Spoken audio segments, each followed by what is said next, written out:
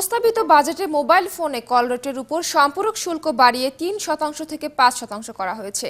এর সাথে মূসক আর সারচার্জ যোগ হয়ে গ্রাহককে অতিরিক্ত ২১% খরচ গুনতে হবে।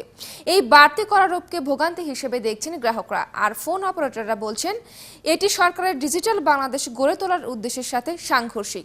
শায়মাদুলার প্রতিবেদন। বায়োমেট্রিক সিম নিবন্ধনের সবশেষ তথ্য বলছে, বর্তমানে ৬টি অপারেটরের ১০,৮০,০০,০০০-এর বেশি মোবাইল ফোন সচল রয়েছে। নিয়ন্ত্রক সংস্থা বিটিআরসির হিসাবে এপ্রিল পর্যন্ত দেশে মোবাইল ইন্টারনেট ব্যবহারকারী সংখ্যা ছিল ৫,৮৬,০০,০০০-এর বেশি। আগে মোবাইল ফোনে কথা বলতে গ্রাহককে সম্পূরক শুল্ক, ভ্যাট এবং সারচার্জ সহ প্রতি মিনিটে সর্বোচ্চ ২ টাকা ৩৯ পয়সা গুনতে হতো।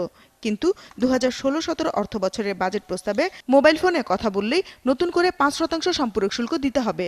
ইন্টারনেট ডাটা সেবা নিতে গেলেও গুনতে হবে বাড়তি অর্থ।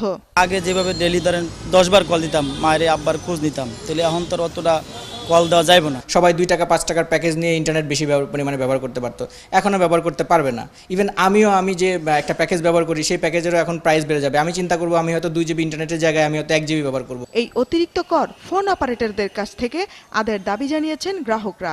এখান থেকে তো কোম্পানি কোনো ভর্তুকি দিচ্ছে না, সকল ভর্তুকি আমরা যারা ফোন ব্যবহার করতেছি শুধু আমরাই দিচ্ছি।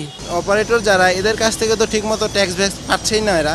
সরকার উপরন্ত যে ইয়েটা বাড়াইছে, এটা আমাদের উপরে চাপাই দেওয়া একটা হয়েছে আর কি। মোবাইল সেবার উপর এই কর বাড়ানোর প্রস্তাবকে তথ্য প্রযুক্তি ব্যবহার ও এ খাতে সার্বিক অগ্রযাত্রার অন্তরায় হিসেবে দেখছে মোবাইল ফোন অপারেটররা। এটা অবশ্যই একটা ব্যাহত করবে আমাদের যে ডিজিটাল বাংলাদেশের যে অ্যাম্বিশন সরকার দেখছে।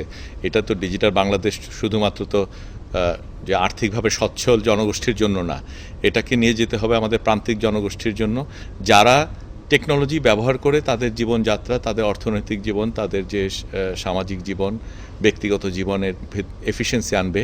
সেটাই তো ডিজিটাল বাংলাদেশ। মোবাইল ফোন অপারেটররা জানিয়েছেন, জাতীয় রাজস্ব বোর্ডের এসআরও হাতে পাওয়ার পরপরই নতুন ট্যারিফ প্ল্যানের সিস্টেম আপগ্রেড শুরু করা হয়েছে।